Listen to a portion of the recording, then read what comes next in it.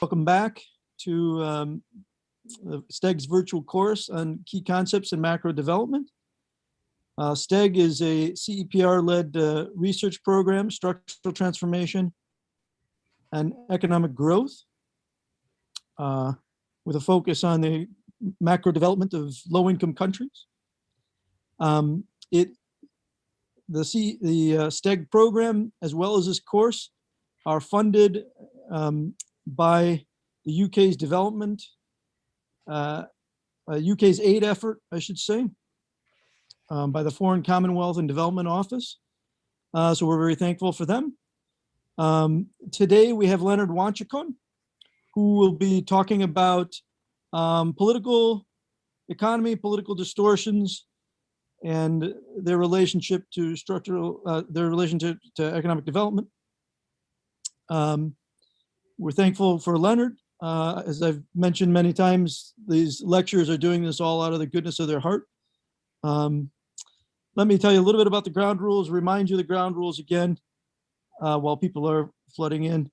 The front row, you can unmute if you have a clarifying question during the talk. Leonard will give some time at the end for broader questions, but if there's some clarifying question, please unmute. Otherwise, leave your microphones muted. Those who are not panelists, who are just participants in the webinar, can ask questions in the Q&A. I will do my best to try to answer what I can, although this is not my area of expertise, so I'm a little bit less confident than I've been in previous lectures, and Doug is not here to help me. If we can't get questions answered, we may try to leave those for Leonard during the Q&A time. The lectures, the slides themselves are available at the course website. And with that, let me hand things over to Leonard. Yeah, thanks, Joe. Thanks, CEPR for the opportunity.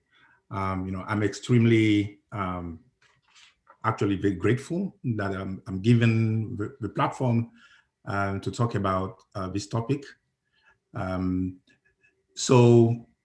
Before I start, let me just tell you that studying political mechanism in economic development was my original interest. So very, very glad to have to come back to what I have always been interested in doing. So I'm going to start sharing my screen immediately. So the talk will be structured this way. First of all, I'm going to introduce the lecture by referring mostly to past lectures and how our discussion here will link up to what had been covered earlier. And then I'll move to some theoretical background, which is important because we need to sort of set some benchmark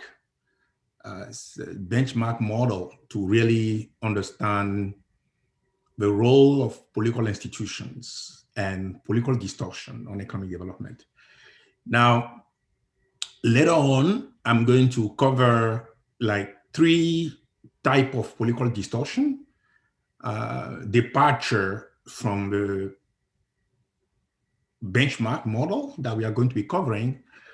One has to do with distortion of public investment. That's usually called patronage, distortion of human resources in governments. Other type of targeted retribution, which is distortion of other type of public goods that the government might provide. So, and then following that, we're going to talk about contract enforcement, which is maybe the core components of political institutions because it has to do with property rights, it has to do with law enforcement and so on. And then the third type of political distortion will be state capture, like a relationship between firms and politicians. So to basically explain the mechanism through which those distortions take place, especially the last one, which is state capture, basically, we are going to we have to talk about lobbying, for instance, how lobbying by firm might lead to might create connections that might create political distortion of a third type. Later on, I'm going to basically provide a remark on elite capture or crony capitalism, which is basically perceived as structural political distortion. Like when political distortion is very much embedded, is very much into the structure of the way the economy works. And then talk about future directions. I mean, the reason why this I'm giving the lecture is because there is so much left to be done. There is a very important, interesting topic, but it's a bit all over the places. So I think it's important that we understand how this literature can be pushed forward. Okay, so that's basically the roadmap. Now, as a way of introduction, so let me remind you, what you already know, which is that differences in living standards across countries are linked to growth, driven by productivity gap and misallocation, and that total factor productivity account for much of these disparities, or much of this gap. Disparity in capital and labor account for at most 50% of differences in income per capita. So, okay, so far the focus has been on market sources of differential in productivity. Like for instance, Mark, great lecture, like maybe a week ago or 2 weeks ago, provide detail on labor market frictions and their effect on development. He talked about frictions in agricultural market, autarkic firms, differences in hiring costs across firm and technology adoption. And but in this section, so what we are interested in is not the market mechanism, but the political mechanism for political distortions, and particularly the effects on human capital formation and innovation, on capital investment, and on spatial friction, for instance, and misallocation. And last lecture by Richard Rogerson, and actually the first lecture, he explicitly incorporated differences in one sector group model. And AHAT IT is the relative position of a country in from the technological frontier, and mention in passing that this can be affected by country-specific policy and institutions. And, like for instance, those institutions might affect the level of capital through infrastructure investment.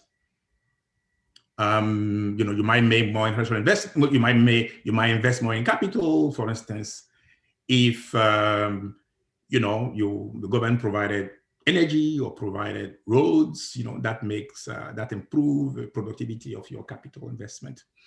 And it could also be through subsidizing public education, for instance. That will affect L.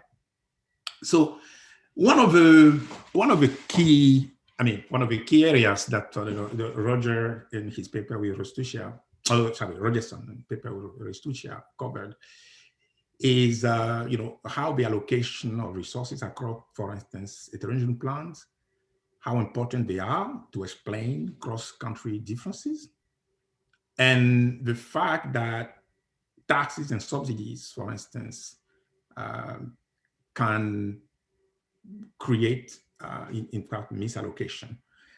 And now the natural question from that setup would be where does tau I come from? So it could be correlated, for instance, with firms' political connections. Like for instance, some firms benefit from lower tax rate than others because they basically either pay bribe to politicians or they make campaign contribution to the politicians. So So political connection, for instance, as we'll see later on, my drive misallocation and growth rate in a very, very fundamental way.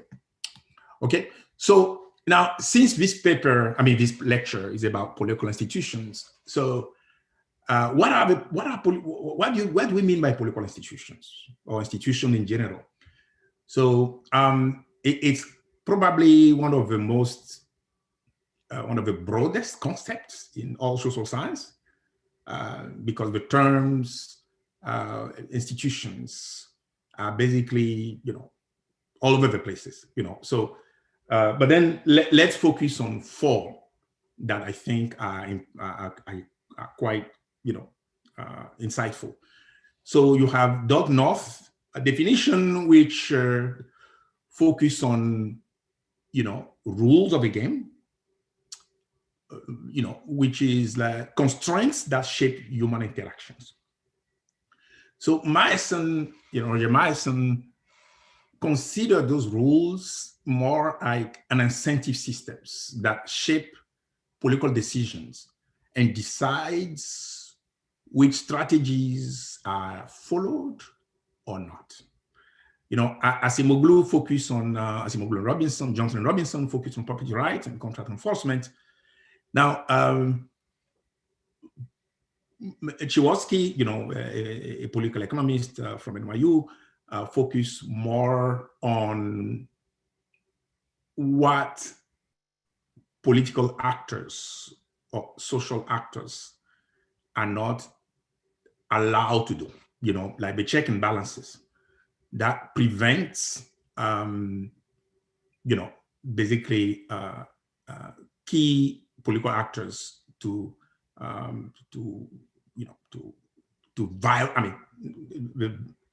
violate norms of political system, particularly democratic system. So now, for the purpose of this lecture, I will just, in a nutshell, consider institutions as three things. They are mechanisms for making policy decisions. Basically, it's a technology. It's governments that make policy decisions. That's what it is. So it's an organization, government organization. The second is institutions is about contract enforcement mechanism. Okay. And the third is a mechanism for selecting public office holders. So as a result, institutions make rules, decide, public policy, enforce rules, and are a way to decide who make rules. So and those are really different set of mechanism. So not surprisingly, the model that capture the effect of institutions on economic development will vary depending on whether you are talking about the first, the second, and the third mechanism. So it's always important when you want to link up institutions to development that you refer to one or the other mechanism described here. Okay, so that's exactly what we are going to do. We are going to sort of go over some benchmark growth model that capture specific aspects of what we mean by institution. So, for instance, the first one, government policy, public investment that affect growth. So that's Barrow 1990, and also Barrow and Saleh Martin 1994, or maybe later, I forgot the date. And then the second one, the contract enforcement, we are going to cover Aguiar and Amador's paper, where you have weak, basically, enforcement of the rules. And then in terms of how the way political selection affect particularly innovation and productivity, So we are going to cover the Schumpeterian model that Agio et al. And Acemoglu et al. has developed in several papers. So, and then, so this is the benchmark, you know. So, and the most crude and the most basic model of government and political institutions will be the first one, you know, the Barro's model. And then the other one will be some extensions or way to expand and to deepen, you know, Barrow 90 and 94. So, and having done that, then what we are going to do is to present departure from this benchmark. You know, any institutional effect or institutional features that depart from those benchmark model, it's what we are going to call political distortion. So, and this is really, really important because, you know, when we want to evaluate, for instance, institutions, it has to be in relationship with a benchmark.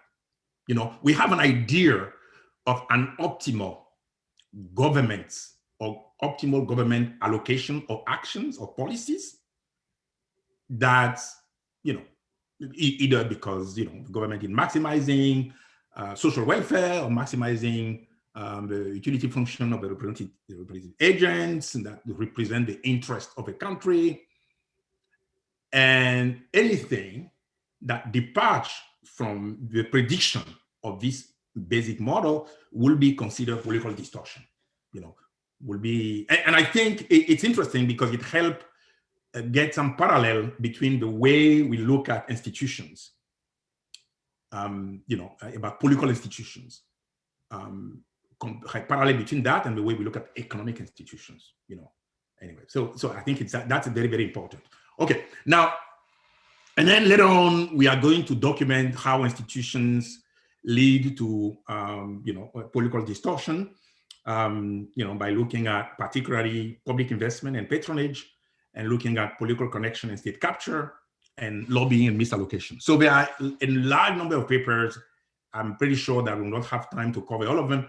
That's why, you know, I mean, and purposely, you know, I made the slide very, very long so that you can actually look at those papers yourself or come to the office hours next week so that we can go over them with more details, okay? So let me then briefly cover the benchmark model. So basically, it's an Andonian growth model that includes public services, you know, as a productive input. And that's productive input can be a publicly provided public goods that are rival or excludable. It can be also publicly provided public goods which are non-rival, non-excludable. It could also be publicly provided goods that are subject to congestion, you know. So that highway, water, sewages, for instance. So basically, here the government is more like a technology. It's basically like a technology, and as I said earlier on, you know, the government's role is to maximize the utility function of the representative household, and there are a number of producers. There is, you have the capital and you have the government spending as key inputs, and they aggregate to capital G. And now the key is that government finances the spending via taxes. So, and then they look at several scenarios. You know, one is, for instance, this one, you know, where, as you see, the government spending coming as a private, like maybe a private input, publicly provided private input. And then you see that, you know, it financed by taxes. And then, you know, they derive equilibrium and show that in this model, unless tax is lump sum, it's distortionary, you know. Okay, so the government's action create distortion in the economy because unless the tax rate is lump sum, so that's one result. The second one is the publicly provided public goods. It's, in that case, you have capital G, which enter the utility function of each producer. And in that case, the results are, the results is the same as before. But when you have conjunction, when, for instance, why,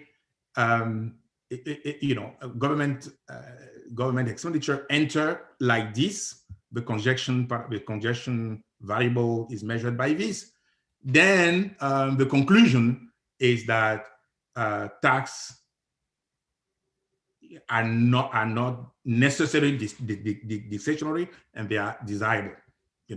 So that's basically the main. But what we need to really retain, what we need to remember from this exercise, is the role of governments, which is a technology, and then the fact that the fact that tax create a wedge, and it's discretionary unless, for instance, what's being provided is, the public good provided is conjunction. Okay, so that's roughly about Barrow's setup. Now, assume, for instance, that you don't have the government is not one kind. The government is divided. That you have someone in power, someone outside of power, waiting to get into power. Into government, and that those in power cannot commit. They cannot commit not to expropriate. Private producers. They also cannot commit not to default on their debt. And it's also assumed that they overvalue present consumptions. Being in power, for instance, it's something which is, which give whomever in power some kind of present, some kind of bias towards current consumption. And in that setup, with limited commitments, and they show that political disagreement, which is the gap in payoff between those in power and those who are out of power, the level of polarization between those who are currently in power and those who are not, the more disagreement, the bigger is the degree of polarization between them, measured by a parameter theta, then the growth will be slower. So basically, in this basic setup, they show how those in power have trouble committing to do the right thing, and that once not doing being in power is highly rewarded compared to not being in power, then what's going to happen then is growth, the speed of convergence and steady state. The speed of convergence will be slower. Okay, so that's basically how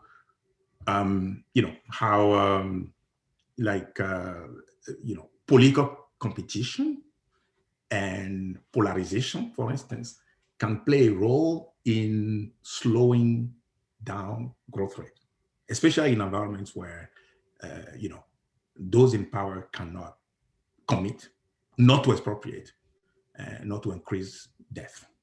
Okay, now one of the most influential political economy studies that link basically political institutions to development is the Schumpeterian model that asks a very basic question, which is, does democracy enhance or hamper growth? There are theories showing it does, because there is greater pressure for redistribution, and you want to redistribute to get elected. As a result, this creates disincentive for capital formation. Others talk about democracy can increase, growth because it protects property rights. and lower the ability of incumbent to block new entrants, and as a result, to block innovation. So those are the two trends. And Schumpeterian model focus more on the latter, on basically the how democracy can help and can promote innovation and growth. But then in the model, innovation and growth are promoted in countries closer to the technology frontier. So countries at the technology frontier, like very, very developed countries, for instance, in those countries, then democracy will promote innovation and growth. And the model is very, very stylized, so we assume that, output depend on technology, and there are advanced sectors, there are also backward sectors where, the technology from yesterday is the technology today. And then in each sector, you have one incumbent and one potential entrant.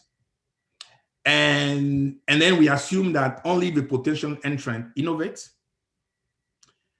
But then before production, potential entrant has to invest in R&D in order to replace the incumbent.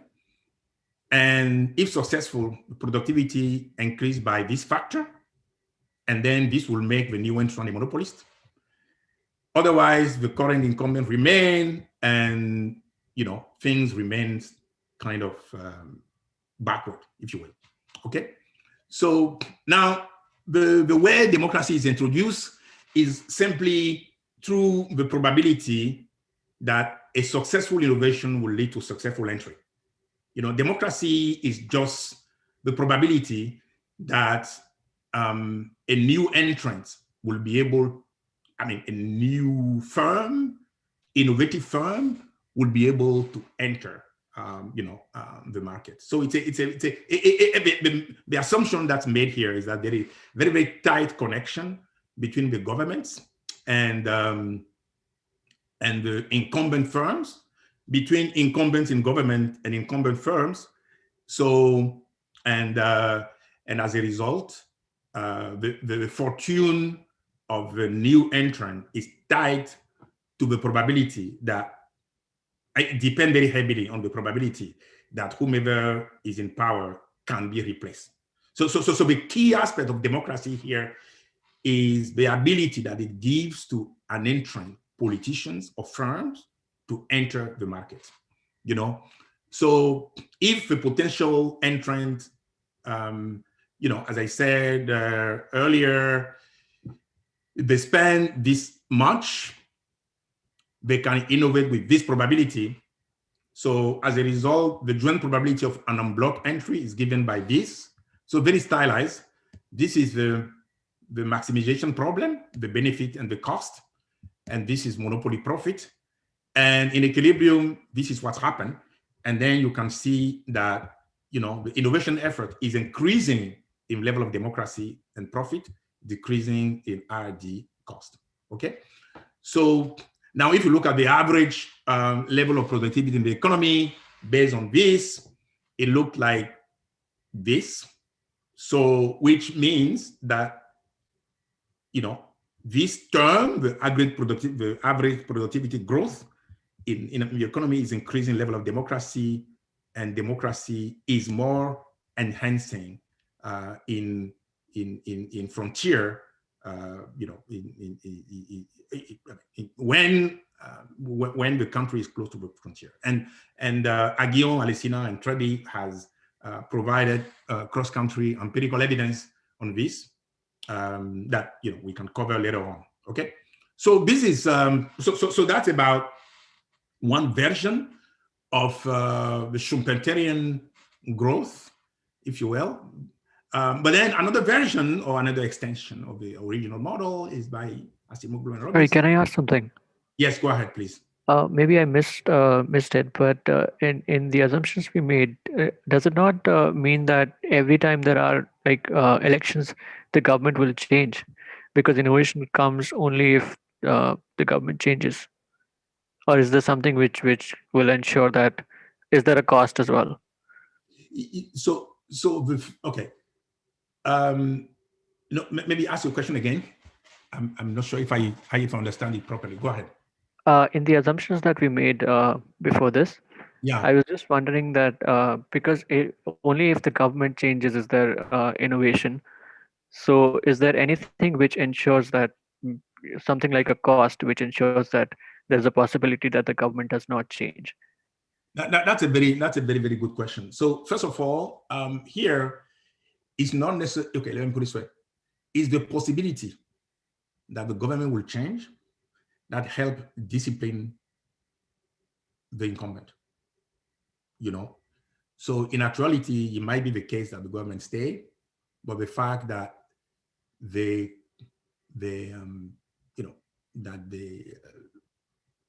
they are threatened to exit might discipline them not to block technological change. But empirically, the evidence is that when incumbent does lose election, when the possibility exists that incumbent does lose power in election, when political competition is real, then you have more innovation at the top, at the frontier. You see what I mean? So the point here, you can make the case that actual turnover in government help productivity and help innovation, but perhaps, I don't know if this was shown explicitly this is shown empirically, but the threats to lose election might also create incentives for innovation, because Thank you. the incumbent has some protection. Okay. So, yeah. Sorry, excuse me. Yeah.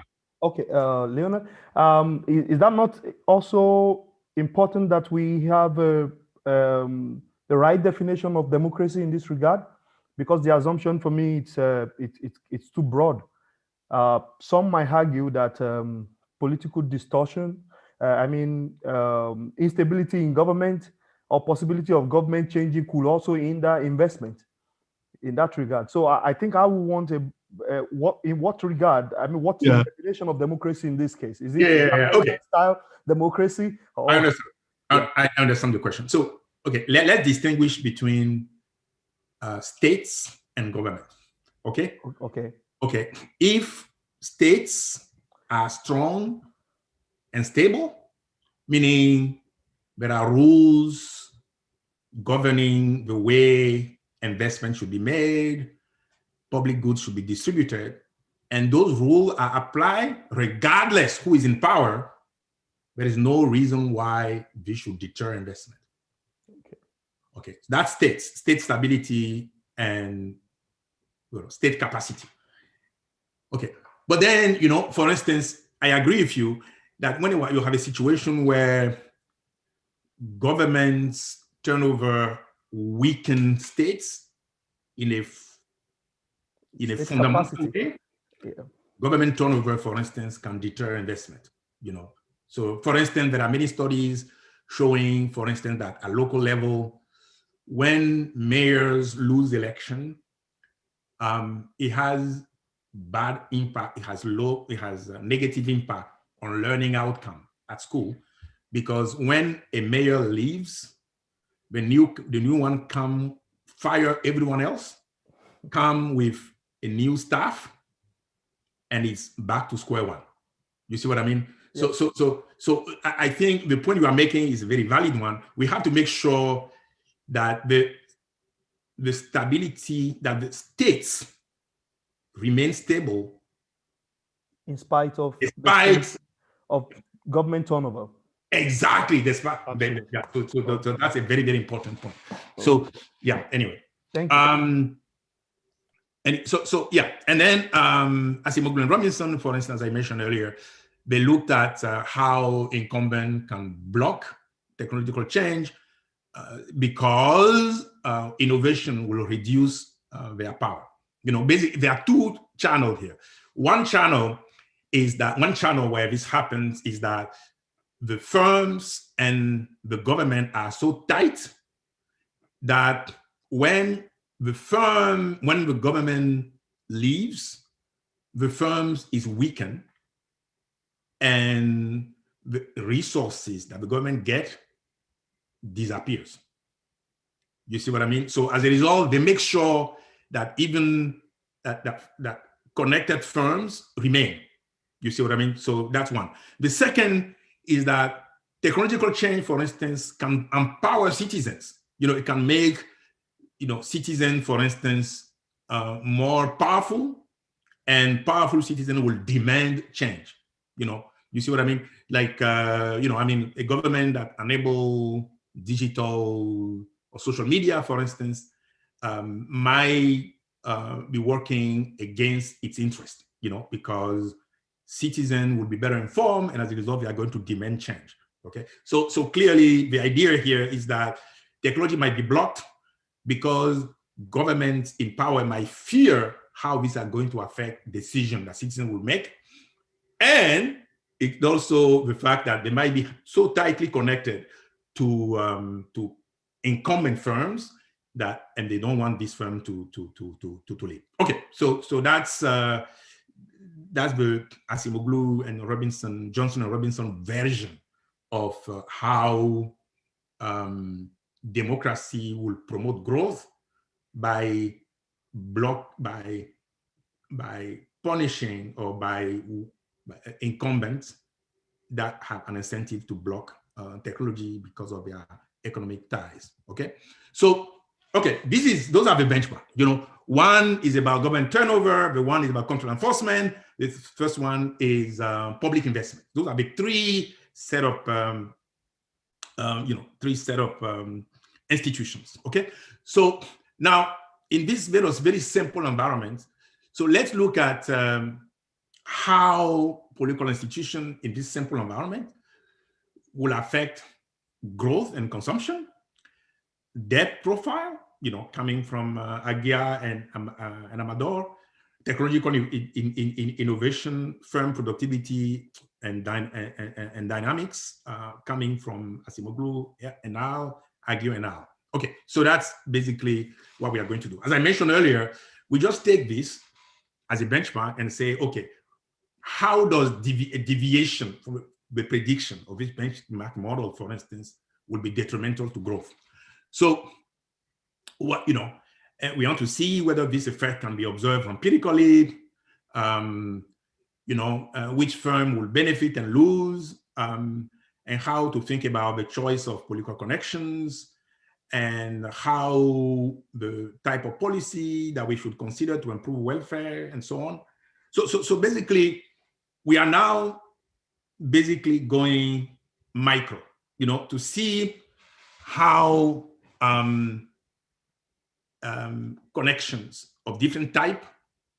Okay, because remember, in Barrow, politicians just wanted to, the government just wanted to maximize the representative consumers' utility function. But the government has to get elected, and what they want instead is how to maximize their probability of being elected. How we want to maximize the payoffs coming from being elected, not anyway. So if we look at this, and then we can understand political connection, and we can see how those connections, for instance, will distort the optimal allocation of resources that government will provide. Okay, so we are going to take several examples. The first example is patronage and targeted redistribution, which is mostly like distortion of public investment. So I'm going to go through two examples, and maybe there are many more, but feel free to actually read more about it because I think it's very, very interesting. So the first one is basically the allocation of roads in Kenya. And it shows that democracy redistributes more or less fairly between a road network between areas that are dominated by co-ethnics and area dominated by non-co-ethnics, you know.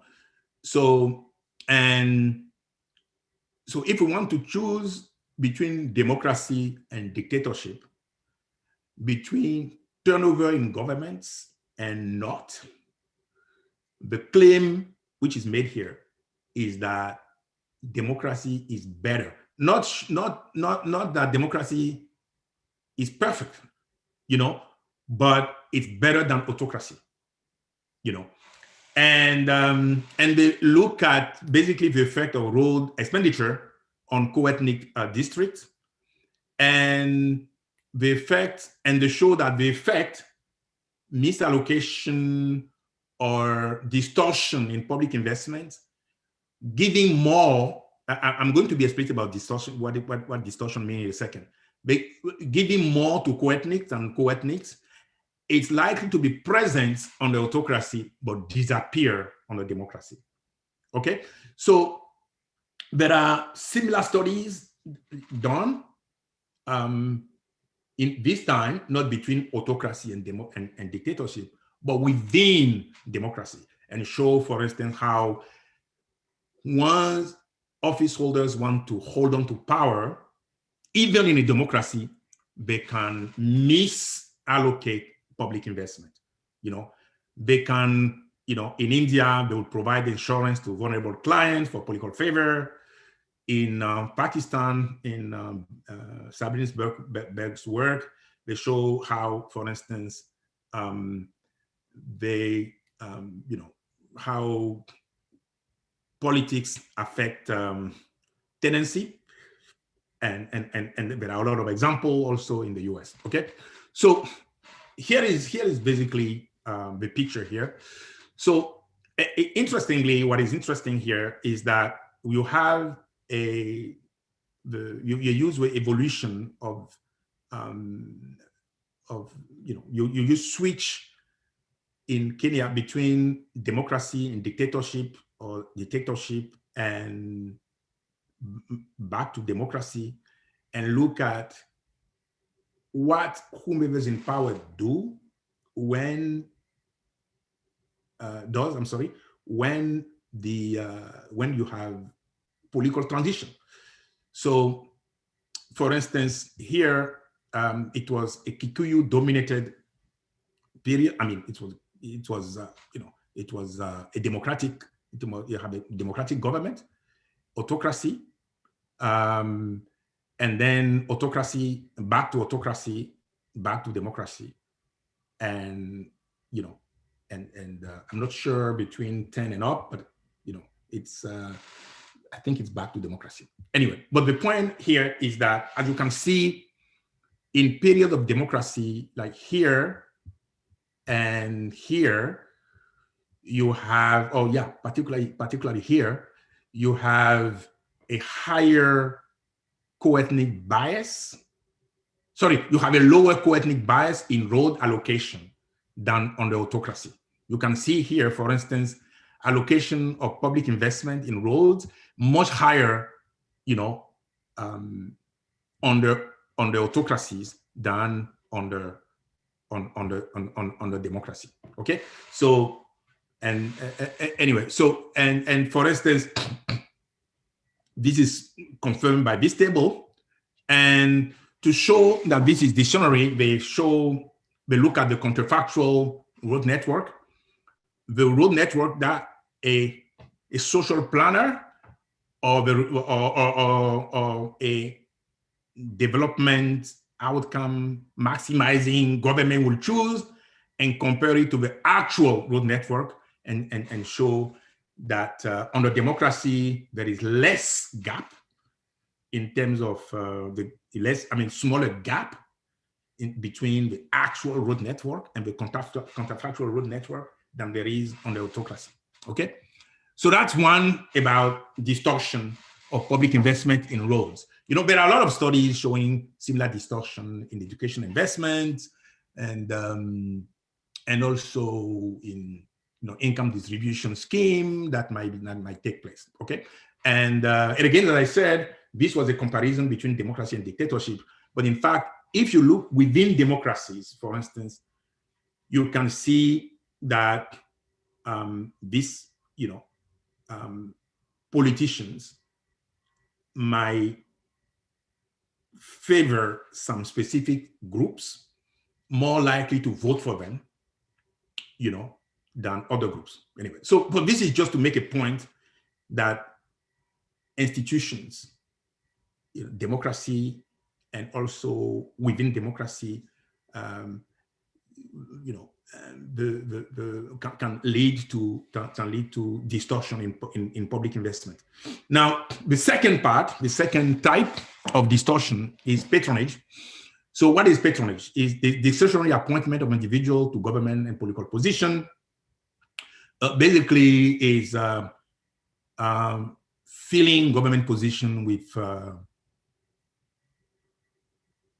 political appointees, okay. And this can happen two ways. It can happen as a type of political exchange, you help me get elected, and then I put you in charge of a government agency. It could also be driven by social ties, in a sense like you are from, we went to school together. You are one of my, you are in my social network, and I reward you by putting you in a government position, So again, the ties here can be political, it can be social. All right. So close connection of firms and states in hiring practices might affect who get hired, can affect the quality of bureaucracy and policy implementation, and which policy is implemented. So there is a classic studies done by Xu in 2018 for British Empire. And basically the context is British Empire 1854 and 1966. They use a newly digitized data. And we study the effect of patronage that I defined earlier on promotion to higher salary position, and the effect on tax revenue, tax exemptions, and investment. Okay, and the study used two types of variation. The one is electoral shock, because first of all, a party has to win to be able, you have to win to select the Secretary of State, the foreign minister, who then will select a governor, So uncertainty about being elected in that position is the first source of variation. The second source of variation is the fact that in 1930, there is the Warren-Fisher reform that makes this appointment overseen by independent civil service.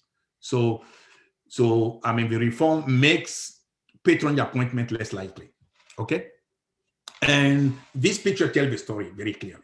You can see, for instance, that in terms of average salary, political appointees was making more than non-political appointees.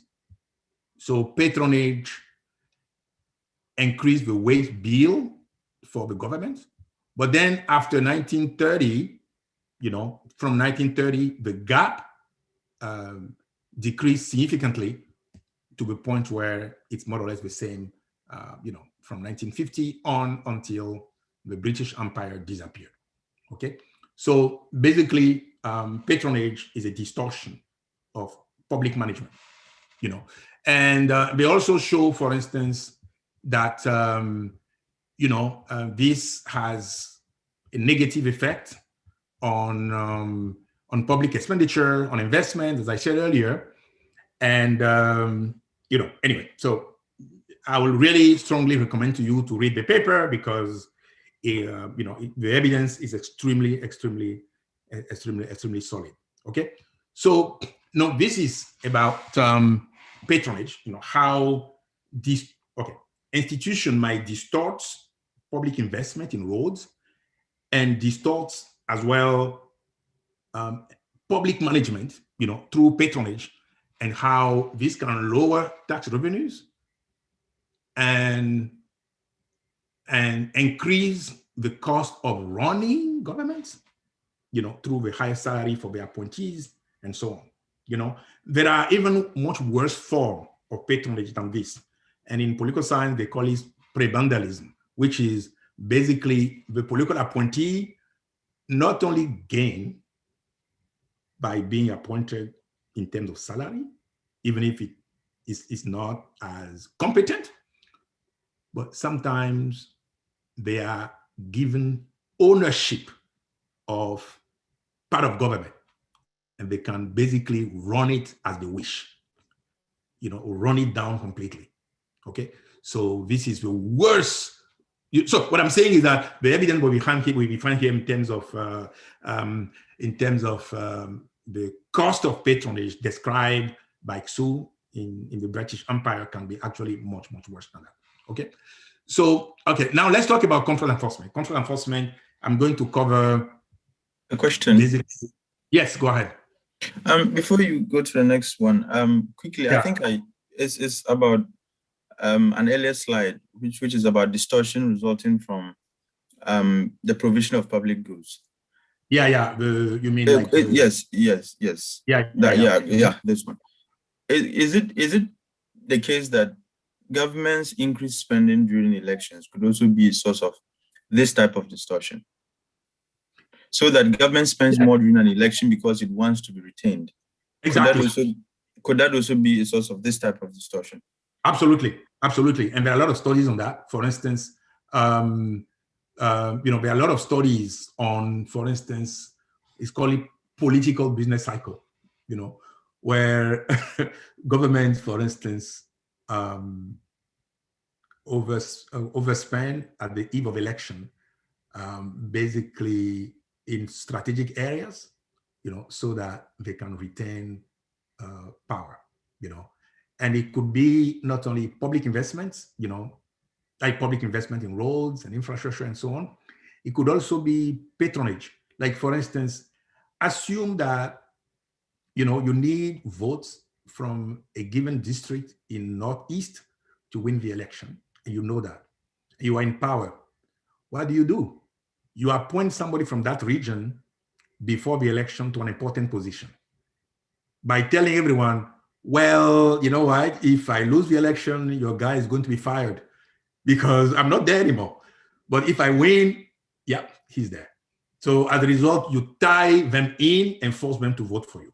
You see? So those are just examples of distortion. But I think, for those interested in political economy and growth, this is some of the hottest areas for research, because the data is there, and also because it's very powerful evidence of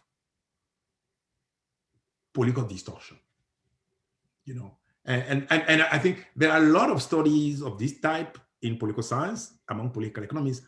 Very, very few in economics, and I hope there is more, because I think we passed the time where, basically we think about the government as benevolent and doing what is right. That's the generation one, Barrow's generation. Barrow would not like me to say that, but anyway,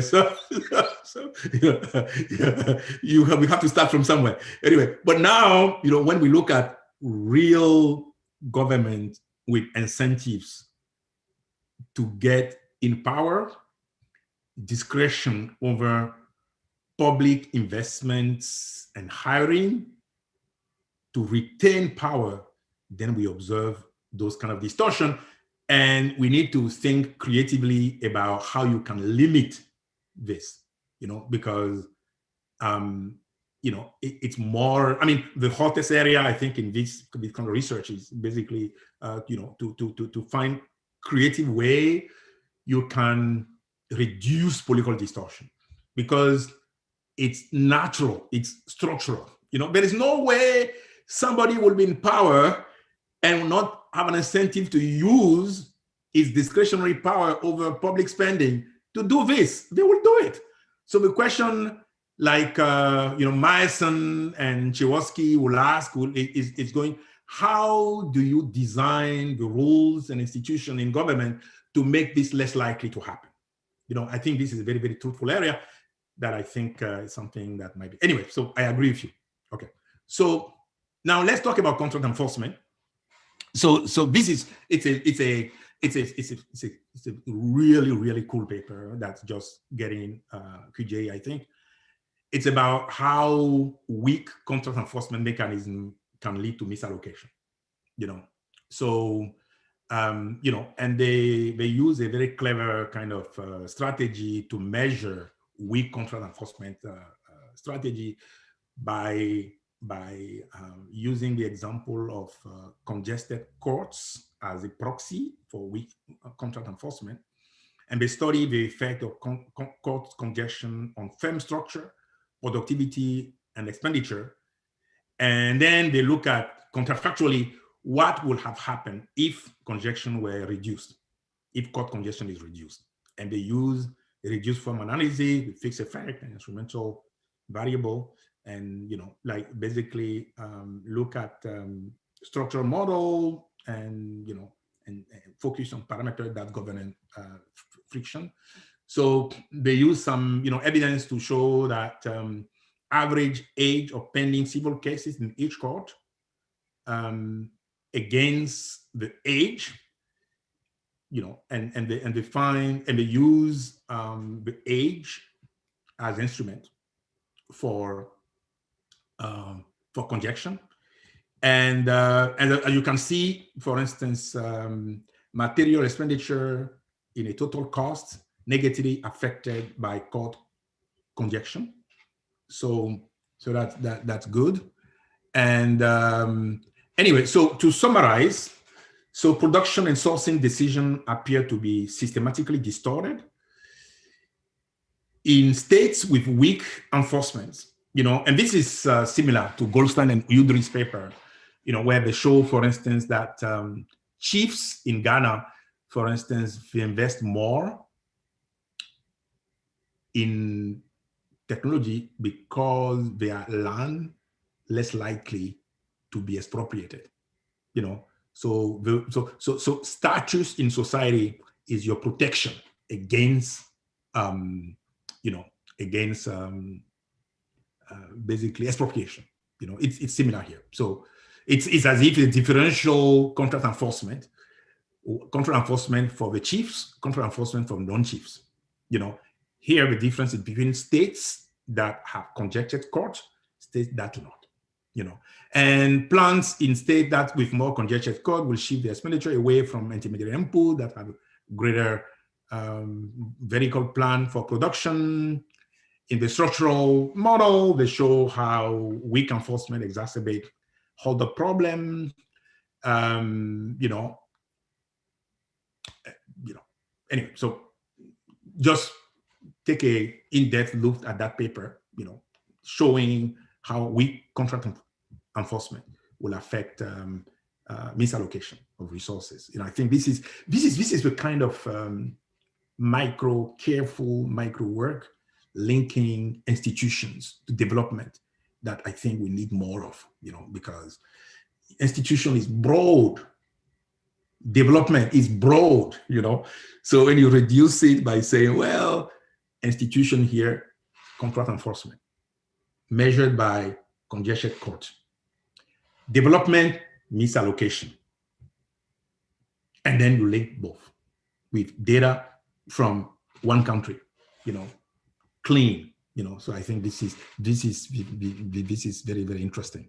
Okay, now the last part, or the last type of political distortion, which is widely covered in the literature currently, is state capture. And okay, the initial interesting and important work on state capture is due to Fissman from BU, currently at BU, and he showed how firms that basically are connected to Suharto, how their stock prices, security prices are affected by news about his health. So, and we find that one way to predict stock prices and detect which one is connected, which one is not, is by see how the stock prices respond to the health of Suharto. So which shows that they find that the value, connected firms are valued 20% higher because their stock prices drop by 20%. If there are news that their connection might disappear because of the health of Suharto. Okay, so there are other works along those lines, showing that this is very, very common everywhere. And there are data sets that's provided in FASIO on this. I'm not going to go through that. Now, I think I have maybe another 10 minutes or so.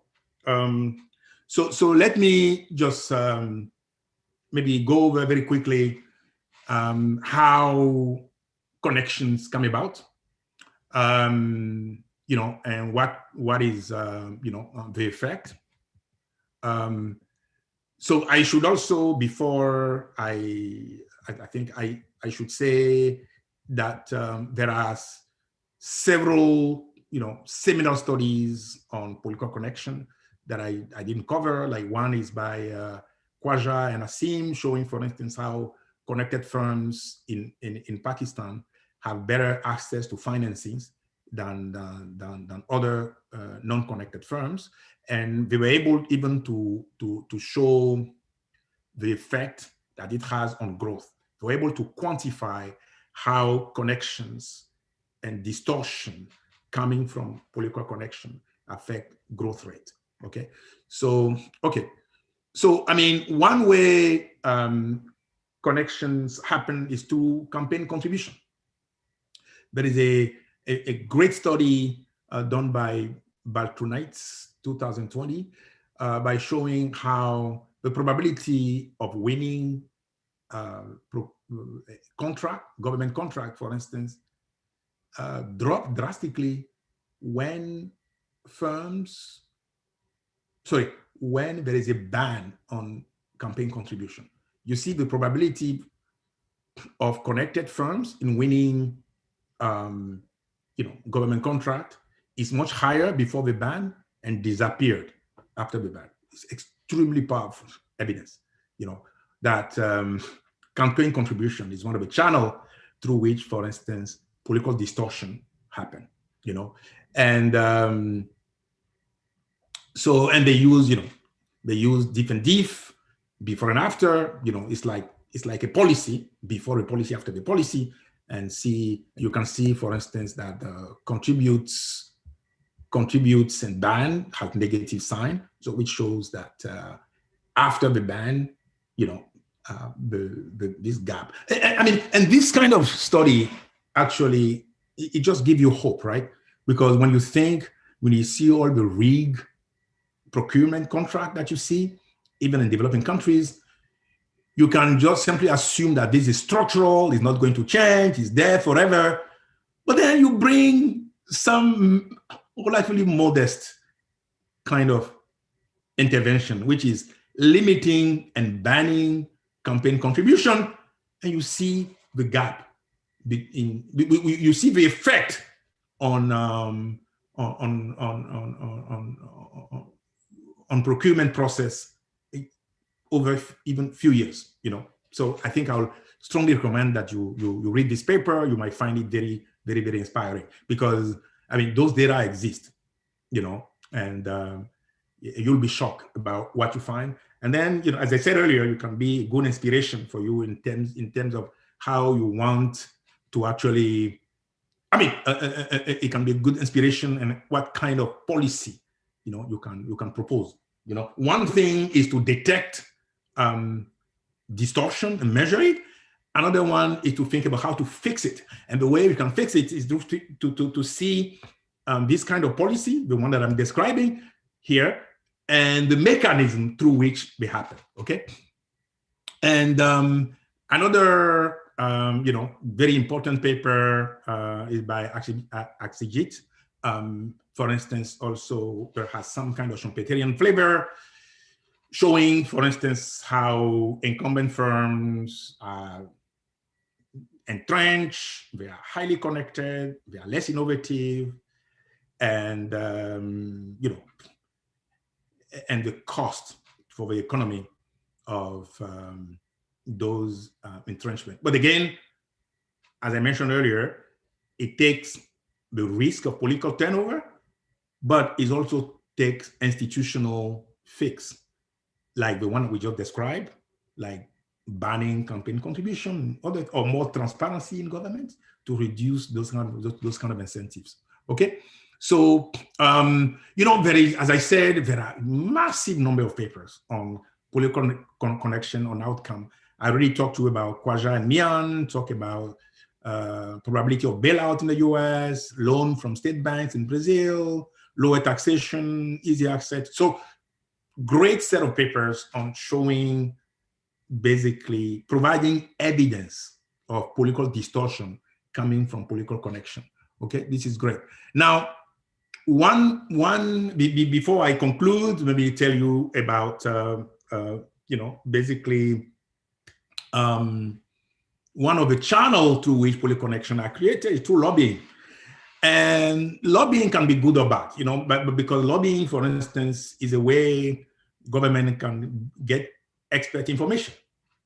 Like, for instance, I would like to lobby the US government, for instance, to inform them about countries in Africa that are truly democratic.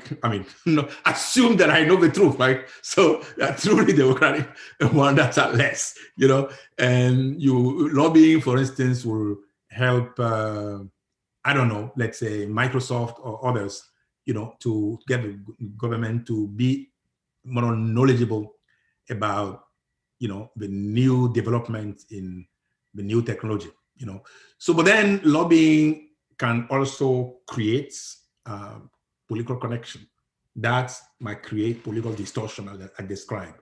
And what is interesting when you want to study this question, in the US in particular, is that it's very transparent. There is a lot of data on lobbying. And as I said, it can be information transmission. It can also provide incentives, incentive for political connection. So, if you ban, you might lose or you might win, So there are a lot of studies trying to disentangle,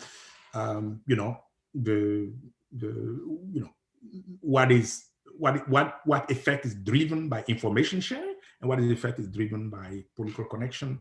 So there are models that, look at this, so consider lobbying and how it leads to misallocation and so on. Particularly, Ernest and Kim is very, very informative, because not only theoretically, but also empirically. Okay. So now, okay, let me talk about political implication very briefly before I end. So maybe in 3 or 4 minutes. So, okay. So one implication of this result is that, you should ban political connection and lobbying, but this is not straightforward, as I mentioned earlier. And also in a paper that I wrote with Nathan Kaden, using data from Benin, we show that if you ban one form of capture, you can open up for another form of capture. Because, for instance, government can try to capture through bribing politicians. They can also capture by bribing bureaucrats. They can take over, and they can do it, for instance, with social ties or political ties. You see what I mean? So as a result, I mean, maybe I should say more about this paper. So we find, for instance, that places where there is more competition, I mean, in a Schumpeterian setting, competition, government turnover works in terms of promoting and reducing political connection. Okay, but we find that places where you have more competition, firms work with bureaucrats because they're not supposed to be too much turnover with bureaucrats, okay? So places where you have less competition, firm will connect with politicians. You see what I mean? Politicians, and this is linked to the question that was asked earlier, like if there is turnover in governments, all right, work with bureaucrats and agencies that are stable, that are not changing, to get your deal done. If there is not enough competition, then work with politicians instead. Do lobbying with politicians. So we have to be aware that we need a more comprehensive approach to reduce political connection other than just banning lobbying politicians, because they actually capture bureaucrats as opposed to politicians. Okay, so anyway, now let me finish by talking about several policies. One is transparency. So we should be talking more about transparency in governments, not necessarily political turnover, because, and there are a lot of studies and audit and government contract and, work in Brazil that make that point. We also want civic engagement. For instance, it's important that citizens demand transparency. It's not enough to get your guy elected, because turnover is not enough. So transparency in government is the key, Okay, but then transparency today is easier than before because of technology, digitizing governance, like make tax collections and policy implementation more transparent with digital ID cards and whatever. It's something that can show a lot of promise. I think we already talked about banning, regulatory reform, and so on. Okay, before I finish, I also need to maybe tell you about crony capitalism and so on. Particularly in many North African and Asian countries, for instance, where you have a state-run economy led to a transition to a capitalist system that political and military elites run the firms, run the economy. As a result, in that case, political distortion are structural. They are not something that happen, before and after election. It's built in. It's built in. And that's the case in Indonesia, Syria, and Egypt, and so on. So it's something that I thought it's important to distinguish. Okay, so let me talk about the future directions. And again, since, as you can see, there is still a lot of room for major improvement in the literature, is the need to develop a unified and yet flexible endogenous growth model with generic institutions that's quantifiable with new data that are available. You see what I mean? So you see earlier, I have 3 benchmarks: 1, 2, 3. 1 Barreau, 2 Aguiar, 3 Aguillon, and whatever. So there might be a possibility to actually do something that cover those 3, and each of them will be like a special case. I think that theoretical exercise will be very, very important. That's what I mean by generic institution and also flexible. Okay, so, and that will incorporate feature of public finance, contract enforcement, democratic governance. That are studied separately now, but it could be integrated in one model. And so, but something important to really notice we need to be able to characterize the socially optimal allocation of public investment more clearly. because how would you know distortion if you don't know what the distortion is from, but you need a model to be able to actually, be very explicit about what it is, and you need anyway, so that's what the model will do. And so far we talked about political connection as something that's very bad for growth, and this runs through misallocation of resources, capital and labor. But it could be much deeper than that, because, for instance, political connection can lead to misallocation of talent through aspiration failure. I mean, in a place where you know that talent doesn't matter, like you are in an environment where competency and talent doesn't matter in terms of working for governments or being successful, this might dampen aspiration and further damage the prospect for growth. So political connection is something which is pernicious, deep, and can be multi-dimensional. Yeah. Anyway, so that's it. And I think we have 15 minutes for a question. Perfect. Okay. Thank you very much. Thank you, Leonard. That's perfect. There's certainly some questions in the Q&A, but I wanted to give the people in the front row a chance to ask questions first. Abhishek, I think you had a question. Yeah, thank you, Professor. I would take a cue from the Burgess et al. Paper, and this is related to that.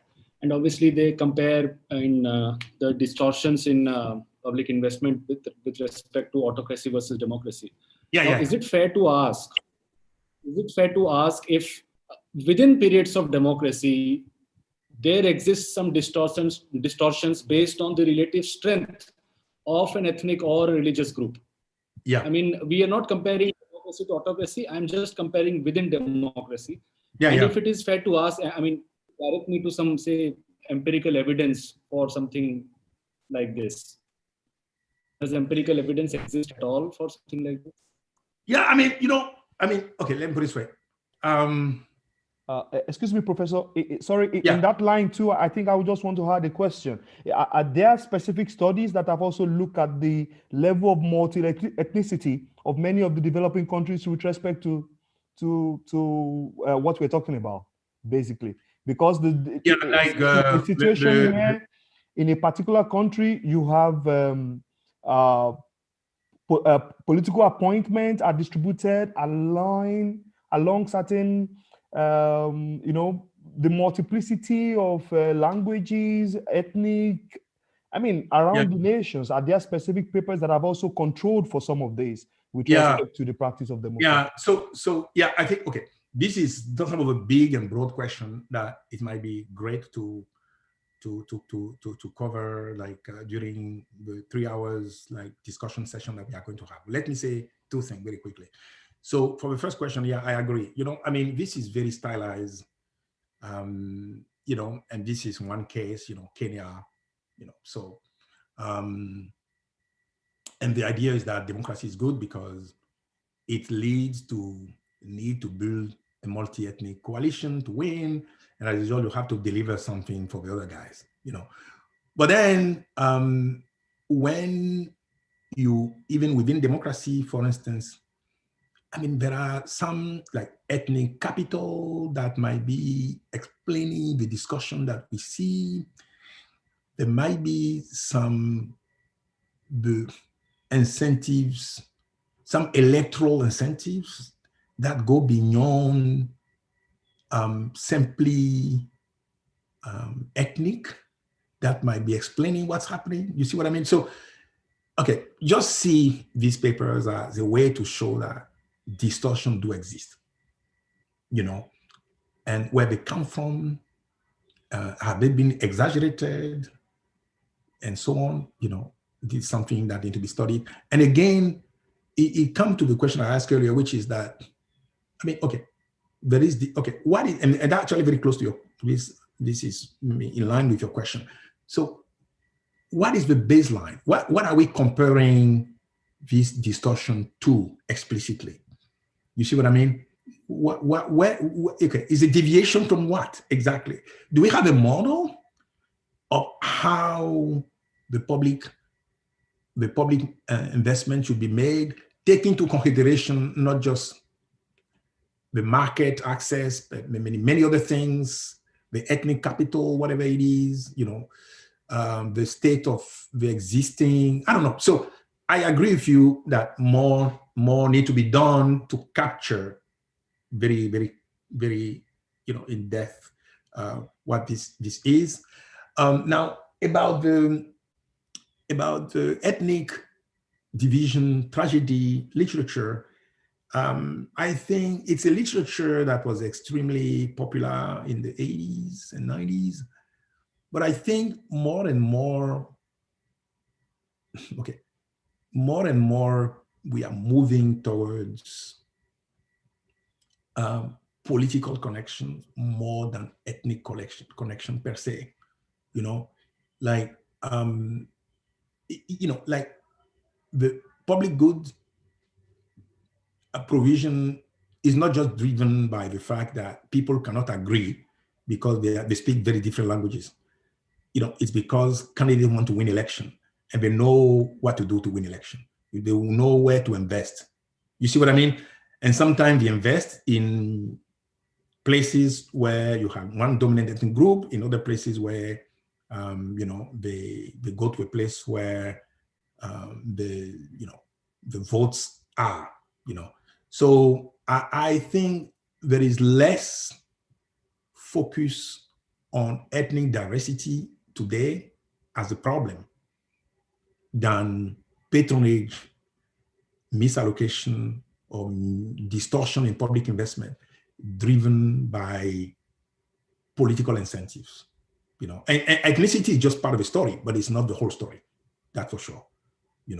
And and also, the story of ethnicity is, it's so predictable, right? If we and I are co-ethnics, I'm going to do everything for you. It's not that simple. So I think, it's not that simple, and it's so mechanical. So yeah, so I think I'm not saying that it's totally irrelevant today, but it just should be part of how do we see political distortion, and the hope is that, studies that indicate that by banning campaign contribution, by making government more transparent, you reduce political distortion, and there are evidence to support that. So something can be done. Ethnic division, ethnic diversity hasn't changed, and yet there are a couple of things you can do to reduce political distortion, So, and those new papers that I just indicate, I think show that, anyway. So, A couple questions from the Q&A. mm-hmm. One is Corey Verneau. Do we usually think of patronage and connections / state capture as distinct or overlapping concepts? Is there a line that separates them? That's the first question. And then there's a Vitantonio Mariella says, very nice lecture. He says, could you please say something on the various ways to measure political power, both de jure and de facto, apart from information on politically connected firms? Is there a standard way, for example, to proxy for interests of relevant groups, high-tech industries or social classes, for example? Yes. So, those are fantastic questions. So, okay. So, let me put it this way. So, patronage and state capture. Okay. State capture is firms and politicians. Okay. All right. Patronage is politicians and bureaucrats. Okay. Basically, the story is that, well, like in the US, this guy campaigned for me in Arizona, I win the election. He or she is going to become the ambassador in China. So, and there is a lot of papers that show that this patronage appointment do exist in the US. Okay. So at the beginning, those are two separate kind of concept, political connection, basically it's about inside connection between a firm and politicians, and patronage is when you win the election, who do you put in power to do your bidding? Okay, but now they can be connected, because for instance, what if the patron, the guy who is appointed, is highly recommended by a firm? You see what I mean? Like, and this is called revolving door. You see what I mean? So yes, if you patronage and state capture can combine to be revolving door, where somebody recommended by the firm is appointed in a government agency to work for the firm. Like for instance, there is a story about Boeing and the Department of Defense, where some people say that when the Ethiopian Airlines had an accident, the government didn't reply very, very quickly because Boeing is highly connected to the transportation agency, So these things happen everywhere, So yeah, yes, they are separate to begin, but there are ways they can combine. That makes it even more pernicious, and so. And then about the power, measuring power de facto, and it's a very kind of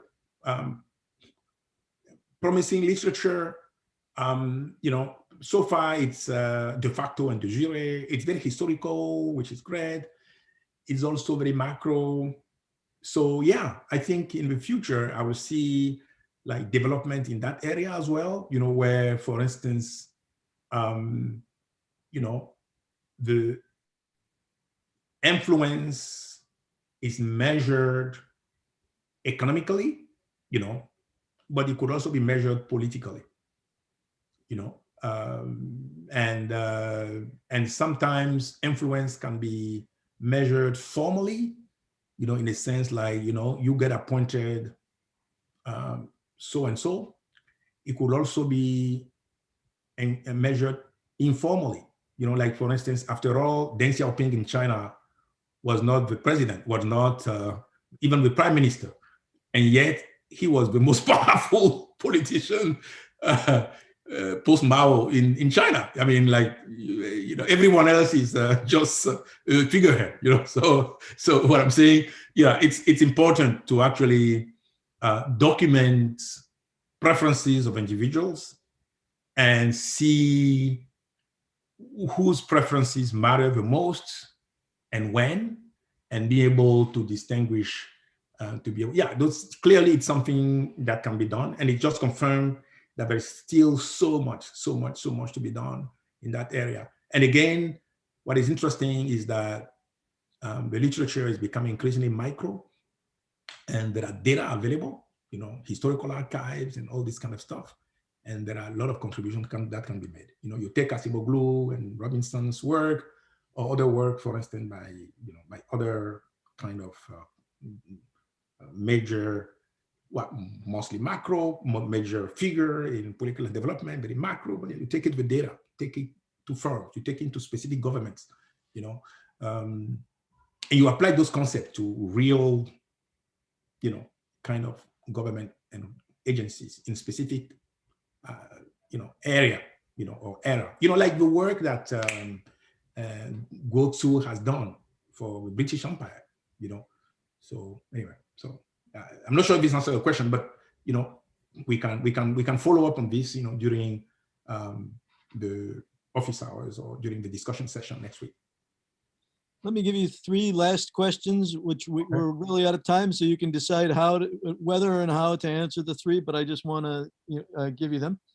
The first is Ismail Sanusi asking about the optimal level of government involvement. Yeah. He said, wondering if government input could lead to higher or lower transaction costs, and whether less of such input is preferred to more. That's the first one. The second is just have a first name, Emmanuel. Well, it's a specific question. The government of Uganda promotes oil palm production in Uganda and uses PPP approach, contracts a private player to offer inputs, subsidizes, and then farmers will help this private company. We think that such strategy will create distortions that farmers might end up losing. How can the effectiveness of this PPP contract and subsidies be studied? And then the third question is Swati Jain. I want to understand why the assumption of rational decision maker is not applicable for governments as economic agents. Does behaving rationally increase their payoff? Great. So those are all great questions. So, again, so one thing I would suggest is, I'm sure this is done already, like copy those questions and send it so that I can think about it and answer them even individually. So, yeah, okay. The macro perspective on government was like, well, you know what, like government is God, and then information friction, blah, blah, blah, leads to government to do things not properly, okay? I think we passed that a little bit. So now it's about recognizing the sources of those distortions and think of institutions that will help reduce them, So I think we should move, okay, we should recognize that there is no perfect government to begin with. We can have a benchmark, we can have a starting point, but perfect government doesn't exist. Every government is the deviation what it ought to be. Now we need to think about institutions to help solve the problem that they create, that become a mechanical design problem. Roger Myerson is big on this. And then, like example of PPP, like how do you minimize political distortion, especially state capture, by designing private-public partnerships properly? What do you do when you have natural resources, blah, blah, blah, so all those are problems that were raised. And I think the issue is always to measure distortion that come from this environment to the best you can, and then think creatively about how to solve it. But again, something which is clear is that by having more transparency, by having more transparency, you reduce political distortion. But again, you need to have a benchmark, of how do you actually measure distortion from one specific, what is the optimal government action that you are considering? Yeah. Thank you very much, Leonard. Why don't the front row unmute, and we'll give Professor Wanchikon a round of applause. Thank you. Thank you. That was such a pleasure. So hopefully I see many of you next week. Yeah. And tomorrow we have Pete Cleanow at the same time tomorrow. So we look forward to seeing many of you there as well. Yeah. Okay. Thanks again, Leonard. Bye-bye. Thank you. Bye-bye. Bye-bye. Oh, I should thank Mandy Chan as well. Yes. I apologize. Yeah, Mandy thank you. and Kirsty and everyone else at CEPR, thank you so much for your time as well. Thank you. Yeah.